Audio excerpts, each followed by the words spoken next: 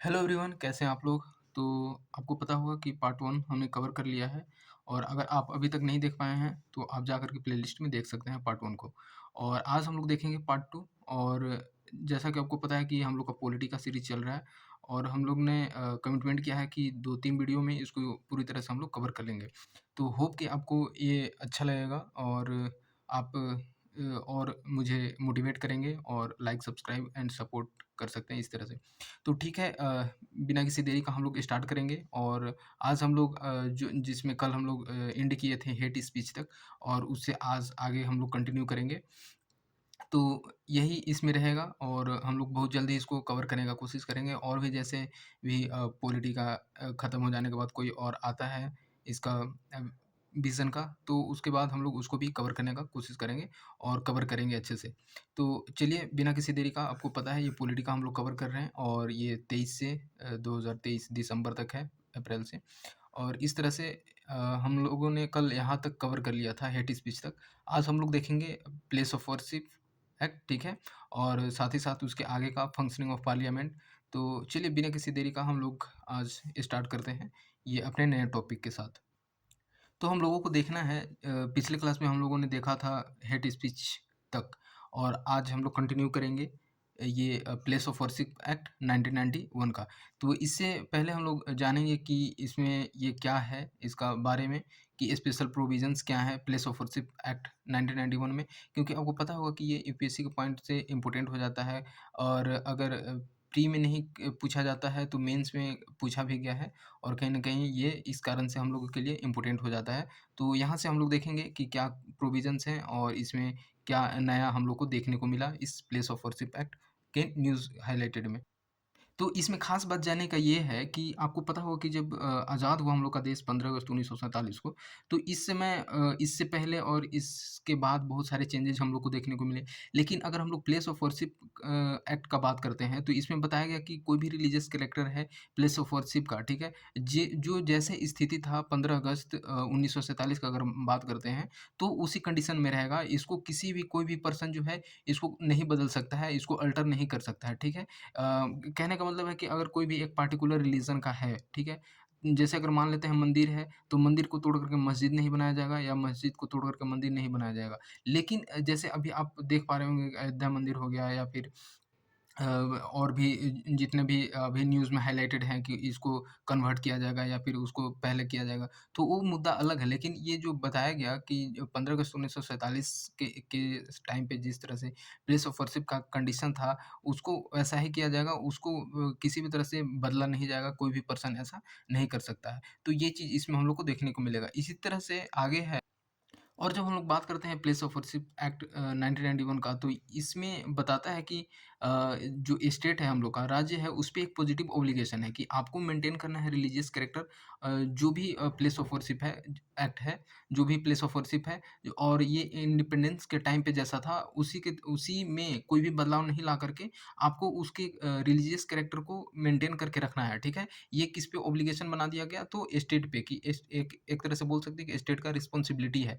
तो इसी तरह से इसमें और भी एक चीज़ बताया गया कि जितने भी सूट रहेंगे, अपील रहेंगे और कोई भी प्रोसीडिंग्स रहेगा कि नहीं, जो प्लेस ऑफ वर्शिप है, कोई भी किसी भी रिलीजन का, तो उसको कन्वर्ट करना है। तो ऐसा जो भी अगर पेंडिंग केसेस रहेगा, अथॉरिटी के सामने आएगा 15 अगस्त 1947 के कंडीशंस के अकॉर्डिंग, तो उसको क्या कर दिया जाएगा कि उसको समाप्त कर दिया जाएगा। मतलब जो भी आप सूट फाइल करो या फिर अपील करो, तो वो चीज़ होगा कि मान्य नहीं रहेगा। इसमें ये प्रावधान किया गया प्लेस ऑफ वर्शिप एक्ट 1991 में। तो ये कुछ-कुछ प्रोविज़न्स थे इसमें, ठीक है? तो कुछ एग्जेम्पशंस प्रोवाइड किया गया है, उसको हम लोग देखेंगे। तो इसमें एक और चीज़ देखिए, कहने का मतलब ये है कि जैसे क्या इसमें प्रावधान लाया गया कि अगर 15 अगस्त 1947 के बाद जैसा कंडीशंस था, उसी तरह से रहेगा, उसमें कोई भी बदलाव नहीं लाया जाएगा प्लेस ऑफ वर्शिप एक्ट में। और प्लेस ऑफ जो भी वर्शिप है, उसमें कोई भी कैरेक्टर चेंज नहीं होगा, ठीक है? और ये गवर्नमेंट का, स्टेट गवर्नमेंट का रिस्पॉन्सिबिलिटी है। लेकिन यही बोला गया कि अगर 15 अगस्त 1947 से पहले, ठीक है, अगर कोई भी कोर्ट में ऐसा कोई भी पेंडिंग केसेस है या फिर अपील सूट्स फाइल हुआ है, तो उसको क्या कर दिया जाएगा कि उसको अबेट कर दिया जाएगा, ठीक है? कैंसल कर दिया जाएगा, समाप्त कर दिया जाएगा और उस वो जो है कि कानून उस पे नहीं बना पाएगा, ठीक है? तो ये चीज़ हम लोग को थोड़ा-सा जानना ज़रूरी था क्योंकि पूछेगा तो हम लोग कहीं न कहीं इससे रिलेट कर सकेंगे किसी भी तरह से। तो इसमें कुछ एग्ज़म्पशन प्रोवाइड किया गया है, जैसे मैंने आपको अभी बताया था कि अयोध्या मंदिर के बारे में हो गया, बाबरी मस्जिद से रिलेटेड कोई मुद्दा था तो उस पे। तो इसके कारण से जैसे कि अगर डिस्प्यूटेड साइट का बात करें कि अयोध्या जो कि इस एक्ट से एग्ज़म्प्ट कर दिया गया था, ठीक है? और इसी कारण से तो इसमें बदलाव हुआ और फिर जा कर के यहाँ पे मंदिर बनाया गया। तो ये चीज़ कुछ इसमें हम लोग को एक्स्ट्रा देखने को मिलेगा। और कुछ ऐसे भी एक्ट हैं जो कि अप्लाई नहीं होता है, ठीक है?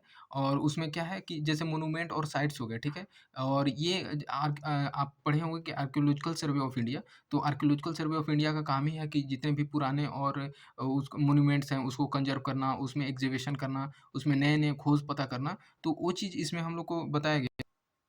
तो इसमें एग्ज़म्पशन इसको भी प्रोवाइड किया गया है जो कि एंशिएंट मोनुमेंट और archaeological sites remains act of 1958 के अंदर आते हैं, उसको भी यहाँ पे एग्ज़म्पशंस मिला है। तो देखिए सबसे इम्पोर्टेंट यहाँ से बना दिया जाएगा, ठीक है?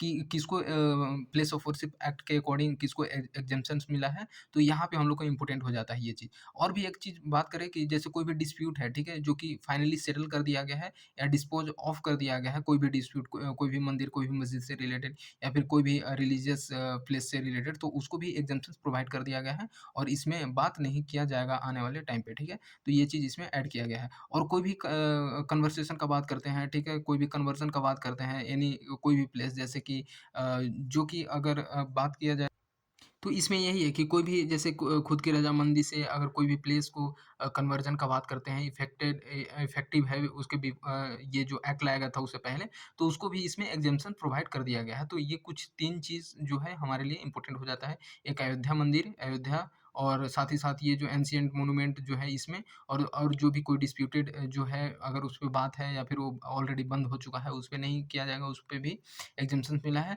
और भी अगर हम लोग देखें कि कोई भी जो कन्वर्ज़न ऑफ कोई भी प्लेस है, उसको अगर रज़ामंदी से कर दिया गया है, तो उस पे भी बात नहीं किया जाएगा, मतलब इस एक्ट के अकॉर्डिंग उसको भी बाहर कर दिया गया है।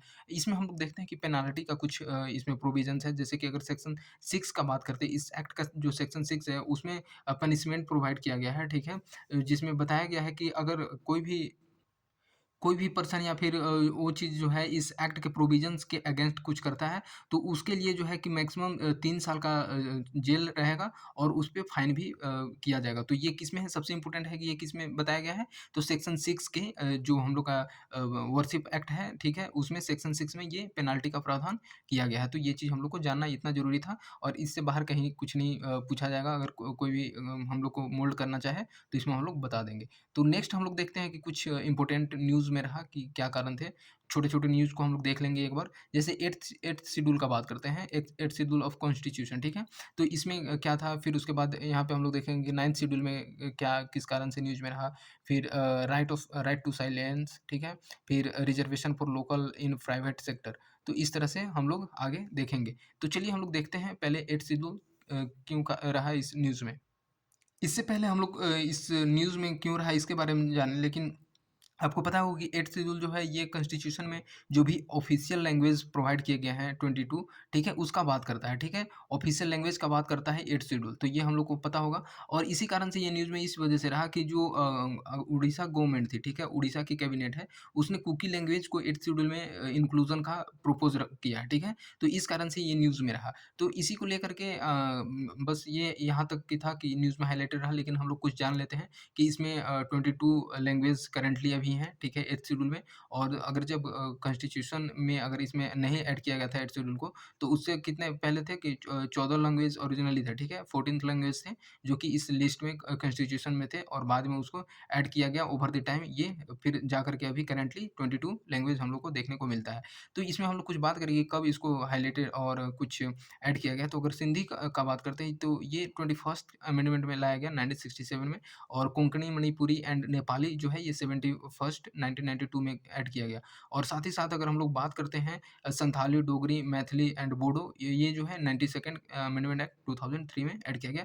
तो ये कहीं न कहीं थोड़ा-सा इम्पोर्टेंट हो जाता है कि अगर आपको थोड़ा-सा ये मोल्ड करना चाहे तो आप इसको यहाँ से समझ सकते हैं। फिर 8th शेड्यूल का बेनिफिट क्यों है? क्या कारण है कि 8th शेड्यूल में जो जितने भी लैंग्वेज प्रोवाइड किए गए हैं, उसमें क्या बेनिफिट है उस लैंग्वेजेज़ का, ठीक है? तो ये क्या होता है कि गवर्नमेंट से जो भी है, ठीक है? ये उसके डेवलपमेंट के लिए गवर्नमेंट से सपोर्ट प्रोवाइड होता है, जो भी इसमें लैंग्वेज है उसके लैंग्वेज के लिए, ताकि उसके जितने भी ट्रेडिशनल फीचर हैं उसको कंज़र्व किया जा सके और आने वाले पीढ़ी के लिए, आने वाले हेरिटेंस के लिए उसको बचा कर के रखा जा सके, कोई भी पार्टिकुलर रीजनल लैंग्वेज को, ठीक है? तो इस कारण से जो भी इसमें ऐड किया गया है उसमें गवर्नमेंट का सपोर्ट प्रोवाइड होता है, ठीक है? तो इसी तरह से देखते हैं कि रिकॉग्निशन फ्रॉम, और इसमें क्या है कि साहित्य अकादमी हो गया, ठीक है? जो कुछ-कुछ होते हैं ना कि अवार्ड दिए जाते हैं साहित्य के लिए, ठीक है? तो उसमें इसमें रिकॉग्नाइज़ कर दिया जाता है कि अगर कोई भी अच्छा काम करता है, जैसे संथाली में किया, मैथिली में किया, बोडो में किया, तो उनको कोई भी पर्सन है उसको अगर प्रमोट करता है या फिर उसके डेवलपमेंट का कार्य करता है, तो उसको साहित्य अकादमी अवार्ड भी उसमें प्रोवाइड किया जाता है, ठीक है? तो इस कारण से, या फिर कोई भी लैंग्वेज को किसी में ट्रांसलेट किया, तो इस कारण से भी उनको दिया जाता है।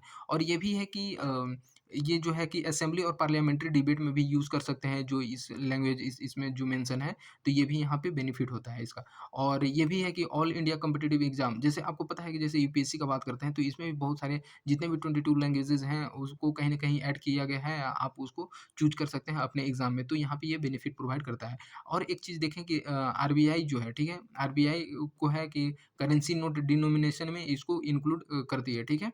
तो ये चीज़ जो है हम लोग के लिए बेनिफिटेड हो जाता है 8th शेड्यूल में जो भी लैंग्वेजेज़ हैं। तो यहाँ पे आप देख सकते हैं सिंधी को 21st और मणिपुरी एंड नेपाली कोंकणी को 71st एंड साथ ही साथ मैथिली, डोगरी, संथाली और बोडो को 92nd 2003 में किया गया है। तो ये इतना हम लोग को ध्यान रखना है, ठीक है?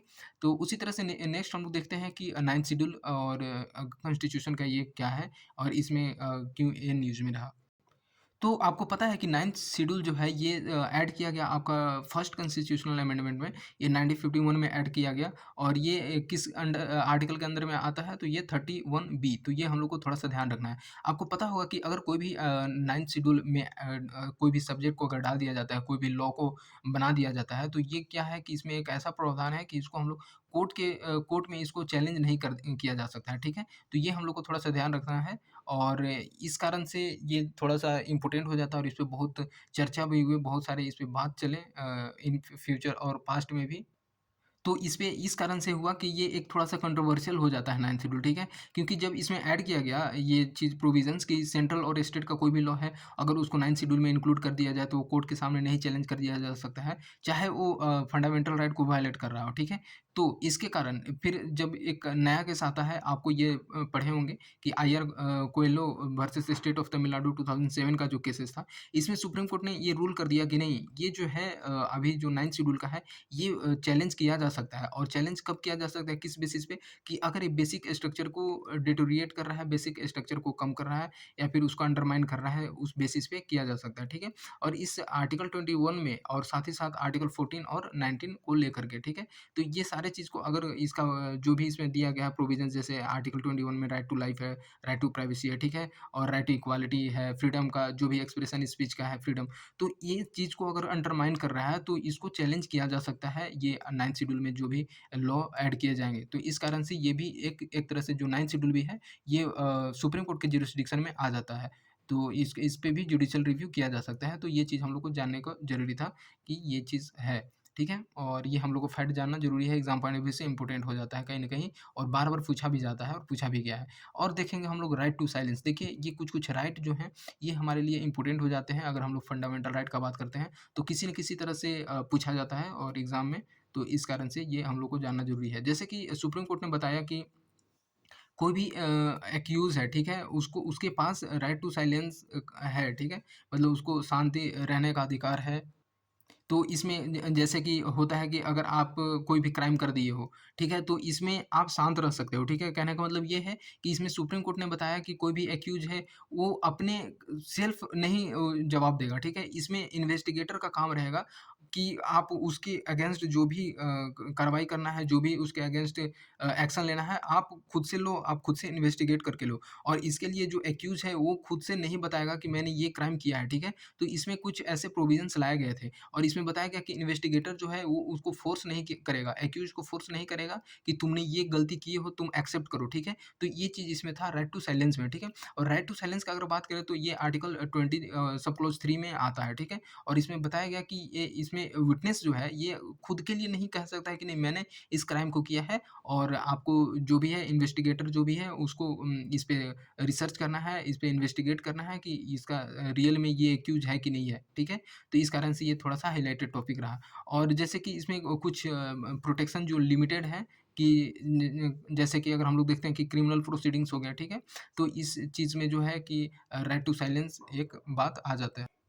तो इसमें ख़ास बात जानने की ये है कि केवल और केवल ये क्रिमिनल प्रोसीडिंग्स के लिए है, आपको यहीं पे कैच है, ठीक है? क्योंकि एग्ज़ामिनेशन हॉल में यही थोड़ा-सा हम लोग को समझना होगा कि अगर ऐसा कुछ आता है, तो यहाँ पे केवल और केवल क्रिमिनल प्रोसीडिंग्स के लिए है राइट टू साइलेंस और भी किसी के लिए नहीं। अगर हम लोग बात करते हैं जैसे कि कोई भी कस्टम एक्ट 1962 या फिर फॉरेन एक्सचेंज मैनेजमेंट एक्ट 1999 तो इसमें है कि ये इससे बाहर रखा गया है, राइट टू साइलेंस वाला जो भी प्रोविज़न्स है कि जो पर्सन है, जो भी एक्यूज़्ड है, वो साइलेंस रहेगा। लेकिन इसमें ऐसा नहीं है, इसमें आपको जवाब देना होगा, इसमें आपको बताना होगा, ठीक है? तो ये जो है, ये जो कस्टम एक्ट 1962 और फॉरेन एक्सचेंज मैनेजमेंट है, इसको बाहर रखा गया है, ये अवेलेबल नहीं है किसी भी पर्सन के लिए, ठीक है?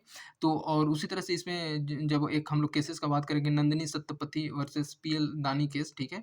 तो इसमें सुप्रीम कोर्ट ने बताया कि ये जो है कि अगर आप पुलिस ऐसे फ़ोर्स करती है, ठीक है? या फिर अपने लिमिट से बाहर होती है, स्टेशन के लिमिट से, ठीक है? तो इसमें जो है ये आर्टिकल 20 सब क्लॉज़ 3 का ये वायलेशन है, तो इस कारण से इस पे कार्रवाई नहीं किया जा सकता।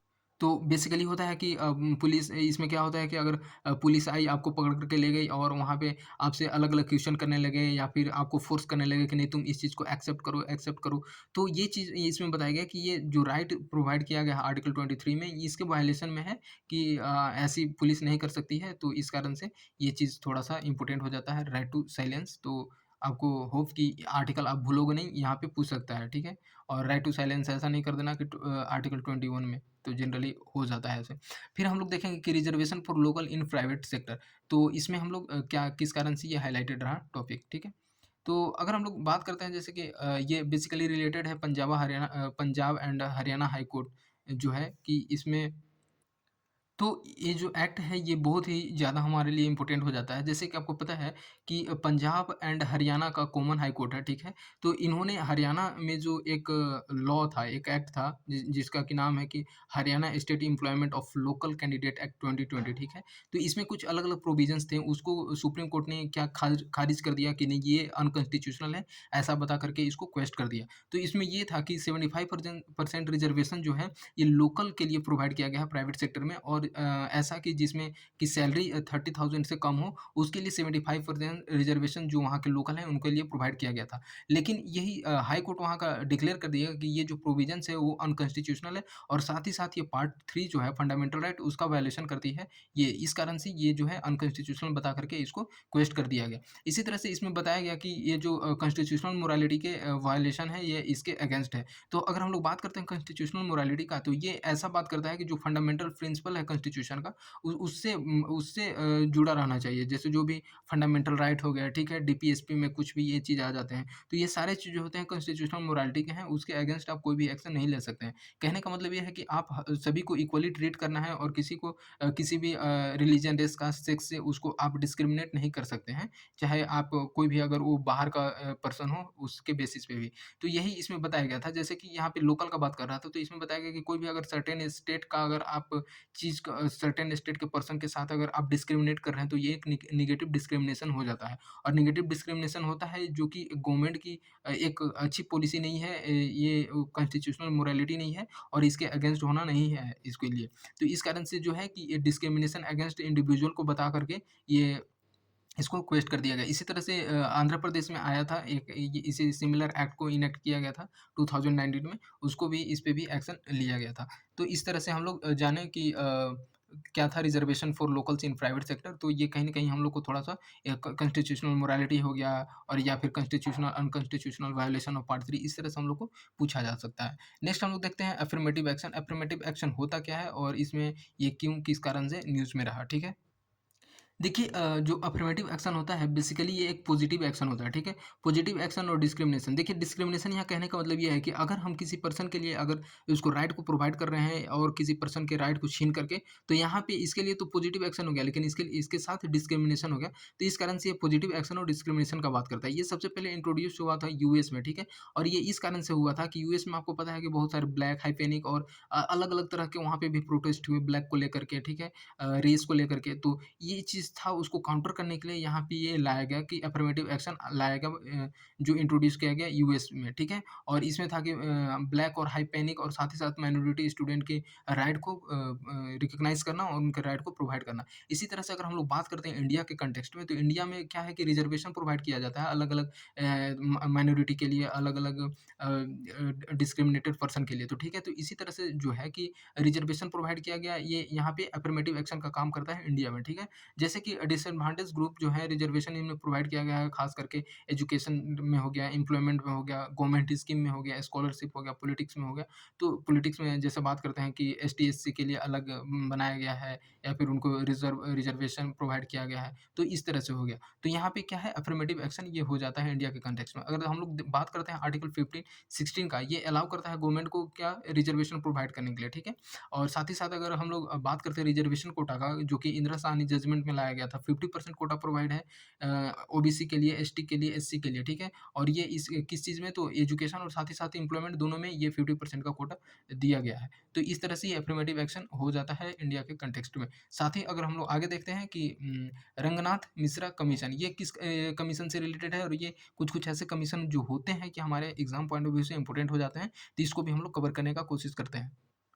तो जो रंगनाथ मिश्रा कमीशन है, इसको अदर नेम से भी जाना जाता है। ऑफ़िशियली इसका नाम जो है national commission for religious and linguistic minorities के नाम से जाना जाता है। इसमें जानने का ख़ास बात ये है कि ये कंस्टिट्यूट किया गया इस कारण से कि जो अलग-अलग तरह के इश्यू रिलेटेड हैं लिंग्विस्टिक से और रिलीजियस माइनॉरिटीज़ से कंट्री में, तो उसको देख कर के ये कमीशन को बैठाया गया था। तो इसमें ये जो रिपोर्ट है ये 2007 का है, ठीक है? और इसमें रिकमेंड किया गया कि शेड्यूल कास्ट का स्टेटस जो है वो कंप्लीटली रिलीजन से डीलिंक कर दिया जाए, ठीक है? उसको अलग कर दिया जाए और उसको रिलीजियस न्यूट्रल बनाया जाए। और इसमें ये भी कुछ रिकमेंडेशन था कि दलित जो हैं, जो कन्वर्ट हो चुके हैं इस्लाम में या फिर क्रिश्चियनिटी में, ठीक है? उनको फिर से शेड्यूल कास्ट का स्टेटस प्रोवाइड किया जाए।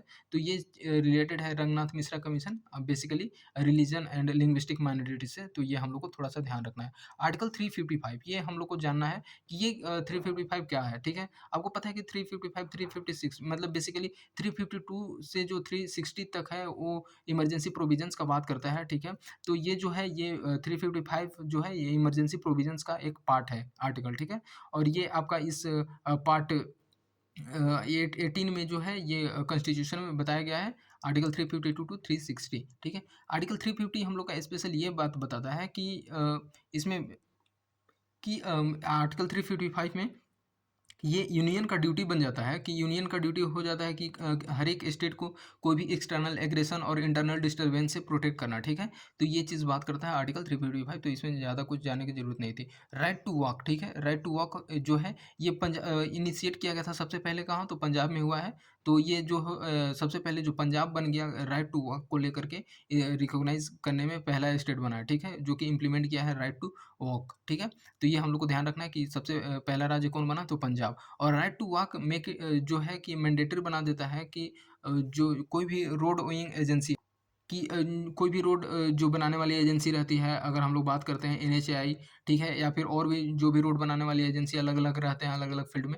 तो इसमें एक मैंडेटरी कर दिया गया है कि लोगों के लिए फुटपाथ और साइकिल ट्रैक होना चाहिए, ठीक है? रोड के बगल में जो भी बनाया जाता है फुटपाथ, उसके लिए होना चाहिए ताकि लोगों को जो स्मूथली वहाँ से ट्रैवल कर सकें, या और जो पैदल चलने वाले लोग हैं ऑन फुट, उनको कोई भी किसी भी तरह की समस्या ना हो, तो इस कारण से राइट टू वॉक रिकॉग्नाइज़ किया गया।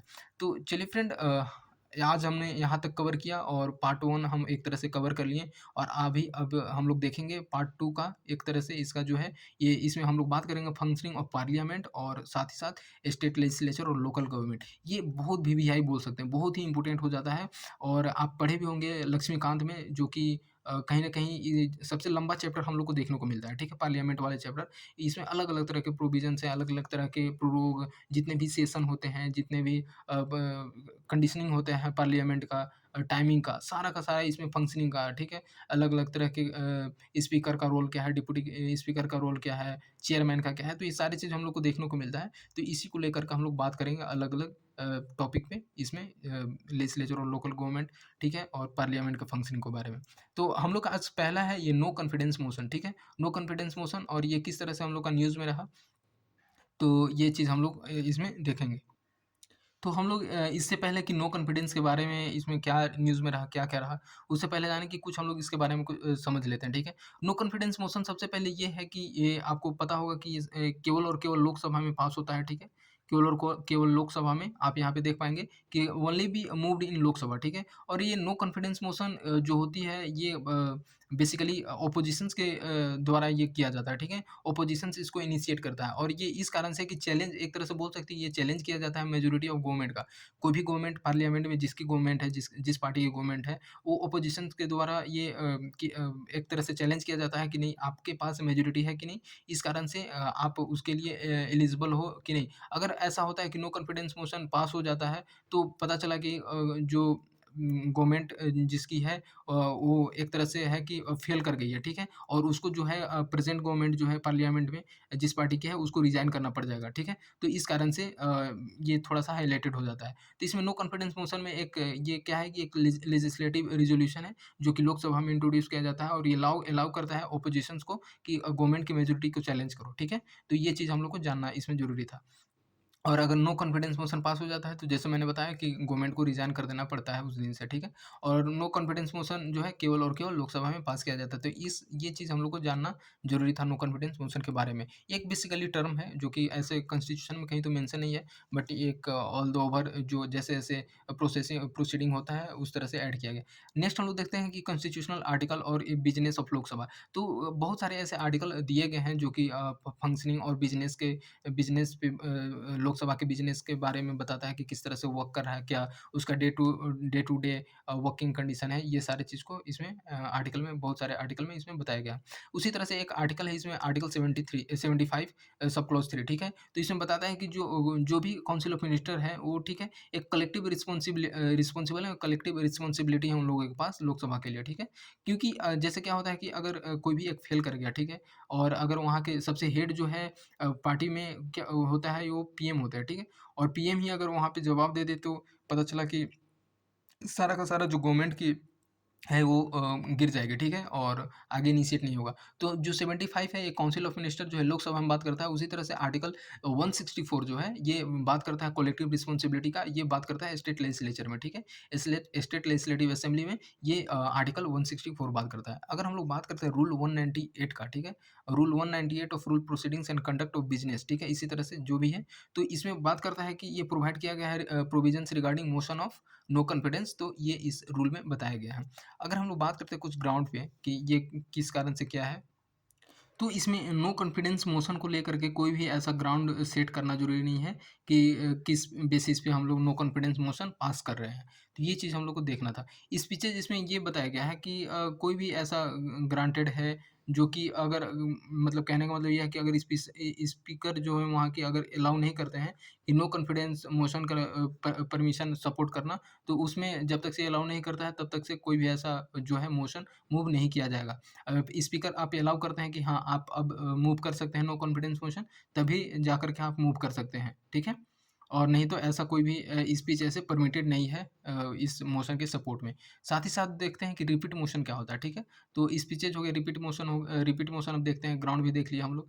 तो इसमें बताया गया है कि तो रिपीट मोशन में बस यही है कि जैसे कोई भी एक मोशन पास कर दिया गया, ठीक है? और उसपे बात चल रहा है हाउस में तो तुरंत उसके बाद दूसरा कोई भी मोशन पास और मूव नहीं किया जा सकता है, एक ही सेम सेशन में, ठीक है? तो ये चीज़ यहाँ पे हम लोग को जानना था। देखिए कुछ है कि usual proceedings for no confidence motion किस तरह से होता है, तो ये चीज़ आप स्टैटिक में पढ़े होंगे लक्ष्मीकांत में, तो यहाँ पे हम लोग ज़्यादा जानेंगे नहीं, ये क्या है। नेक्स्ट हम लोग देखते हैं कि parliamentary privilege of law maker, ठीक है? कि लॉ मेकर के लिए पार्लियामेंट्री प्रिविलेजेस कुछ प्रोवाइड किए गए हैं, उससे क्या रिलेटेड है और ये हाइलाइटेड न्यूज़ में क्यों रहा, ठीक है? तो इसमें जो पार्लियामेंट्री प्रिविलेजेस है, इसमें हम लोग ज़्यादा कुछ नहीं देखेंगे और ये इसमें ज़्यादातर थ्योरी पार्ट है और हम लोग एम लक्ष्मीकांत से पढ़ते ही हैं। तो इसमें हम लोग देखेंगे इम्पोर्टेंट चीज़ क्या है। ये सबसे पहले क्या है कि सुप्रीम कोर्ट ने 7 जज बेंच को सेट किया, ठीक है? और 7 जज बेंच ने बैठाया और इसमें जो 1998 जजमेंट था पीवी नरसिम्हा राव केसेस से, उससे ये रिलेटेड है, ठीक है? और इसमें क्या होता है कि वैसे भी आपको पता होगा कि पार्लियामेंट्री प्रिविलेजेस में ये चीज़ बताया गया है कि कोई भी लेजिस्लेचर है उसके अगेंस्ट क्रिमिनल प्रोसीडिंग्स और ये होता है, तो वो चीज़ नहीं होगा, ठीक है? उसके लिए उनके लिए प्रोटेक्शन का प्रावधान, उसके प्रोटेक्शन प्रोविज़न्स इसमें बताए गए हैं। तो इसमें सबसे पहले हम लोग देखेंगे कि जैसे सॉरी आपको पता होगा कि पीवी नरसिम्हा राव केस जजमेंट जो है ये आया सब क्यों किसके पीछे तो ये 1993 का झारखंड मुक्ति मोर्चा ब्राइबरी केस से रिलेटेड था, ठीक है? तो ये थोड़ा-सा ध्यान रखना है कि पीवी नरसिम्हा राव केसेस तो इसमें बताया गया कि लीगल इम्यूनिटी प्रोवाइड किया गया है, ठीक है? तो ये ग्रांटेड करता है लेजिस्लेचर को अगर वो कोई भी अगर क्रिमिनल प्रोसीडिंग्स होता है और ब्राइबरी केसेस में, तो इस कारण से इस जो ये आर्टिकल में बताया गया आर्टिकल 105 105 एंड 194 क्लॉज़ 2 में। तो ये चीज़ इसमें तो ये चीज़ जानना था कि लीगल इम्यूनिटी प्रोवाइड करता है क्रिमिनल प्रोसीडिंग्स के अगेंस्ट, ठीक है? तो इसमें है कि पार्लियामेंट्री प्रिविलेजेस के बारे में जैसा कि मैंने बताया कि आप ऑलरेडी पढ़े हैं होंगे, तो इसमें लीगल इम्यूनिटी से रिलेटेड है कि जैसे जो भी लेजिस्लेचर है, उनको ग्रांट करता है प्रोटेक्शन अगेंस्ट सिविल और क्रिमिनल लायबिलिटी का, ठीक है? तो उनके अगेंस्ट अगर ऐसा कुछ एक्शन लिया जा रहा है, तो उसके लिए एक उनके प्रिविलेज प्रोवाइड करता है, ठीक है? लीगल इम्यूनिटी प्रोवाइड करता है। और साथ ही साथ देखें कि इंडिविजुअल और कोई भी अथॉरिटी है, वो पार्लियामेंट्री प्रिविलेजेस को अंडरमाइन करता है to be a member of the house, ठीक है? तो उसको क्या बोलते हैं कि ब्रीच ऑफ प्रिविलेज जैसे होता है ना कि आपको तो फ़ायदा मिल गया, ठीक है? आपको प्रिविलेज प्रोवाइड किया गया। अगर आप उसके अगेंस्ट कुछ ऐसा करते हैं उस पार्लियामेंट मेंबर के होते हुए आप ऐसा कुछ एक्शन लेते हैं, तो ये क्या होता है कि ब्रीच ऑफ प्रिविलेज की बात हो जाती है। तो इसमें जानने का कुछ बात ये है कि पार्लियामेंट जो है अभी तक से कोई भी ऐसा स्पेशल लॉ ने इसको इस प्रिविलेज को कोडिफ़ाई करने के लिए बनाया नहीं है। तो ये थोड़ा-सा ध्यान रखना है कि ऐसा कोई भी लॉ अभी नहीं है। और साथ ही साथ पार्लियामेंट ही सोल अथॉरिटी होती है कि कोई भी एक्शन अगर ब्रीच और कंटेम्प्ट ऑफ हाउस के लिए अगर कुछ एक्शन लेना है तो यही है और कोई भी ऐसा कोर्ट जो है इसमें पावर उनका नहीं है। और साथ ही साथ अगर हम लोग बात करते हैं कि कोई भी मेंबर जो है उस हाउस का वो क्वेश्चन एराइज़ कर सकता है कि ये जो ब्रीच ऑफ प्रिविलेज है और और वो कब तब ऐसा करेगा जब कंसेंट मिलेगा चेयरमैन और स्पीकर का तभी ऐसा वो कोई भी मेंबर जो है उस हाउस का वो क्वेश्चन रेज़ कर सकता है। तो ये चीज़ हम लोग को जानना ज़रूरी था पार्लियामेंट्री प्रिविलेजेस में। और ये जो होता है कुछ 5 सोर्स पे बेस्ड है प्रिविलेज जो है जैसे कि कॉन्स्टिट्यूशनल प्रोविजंस जो है जो आर्टिकल 105 में अभी हमने जो बताया कि इसमें बताया गया है, ठीक है? साथ ही साथ 194 जो है ये स्टेट लेजिस्लेचर में है और ये जो है हाउस ऑफ पार्लियामेंट में और उसके मेंबर के लिए है और 194 जो है ये स्टेट लेजिस्लेचर और उसके मेंबर के लिए है। साथ ही साथ 105 जो है आर्टिकल उसमें बताया गया कि कोई भी जो पर्सन होगा वो मतलब लायबल नहीं है, ठीक है? वो पब्लिकेशन ऑफ एनी रिपोर्ट और साथ ही साथ पेपर वोट प्रोसीडिंग्स बाय और under the authority of their house, ठीक है? तो ये कोई भी पर्सन लायबल नहीं रहेगा। तो साथ ही साथ नेक्स्ट हम लोग देखते हैं कि सिमिलर प्रोविज़न्स जो है वो लेजिस्लेचर के लिए भी जो स्टेट लेजिस्लेचर है उसके अंदर में है सब क्लॉज़ 2 में 194 का। और freedom of speech in parliament जो है ये बात करता है इस आर्टिकल में 105 में कि कोई भी जो पर्सन है इसी तरह से है सेम ही चीज़ है। इसमें क्या ही जानना है बाकी। और आप देख सकते हैं कि आर्टिकल 121 इसमें बताया गया है कि मतलब यहाँ पे हम लोग बोल सकते हैं कि आर्टिकल 121, 122 एक दूसरे को काउंटर करता है। कहने का मतलब कि जो जजेस का बारे में डिस्कशन उसके उनके कंडक्ट के बारे में डिस्कशन नहीं किया जा सकता है और ये जो है कि जजेस जो हैं इनके बारे में डिस्कशन या फिर कोई भी प्रिविलेज पार्लियामेंट्री प्रिविलेजेस पे बात नहीं कर सकते हैं। तो इसी तरह से एक दूसरे को काउंटर ये करता है। तो ये चीज़ हम लोग को जानना था और लॉ मेड बाय पार्लियामेंट ये फ्रीडम फ्रॉम अरेस्ट, ठीक है? जैसे कोड ऑफ सिविल प्रोसीड्यूर ये 1908 प्रोवाइड करता है लेजिस्लेचर को फ्री फ्रॉम अरेस्ट, ठीक है?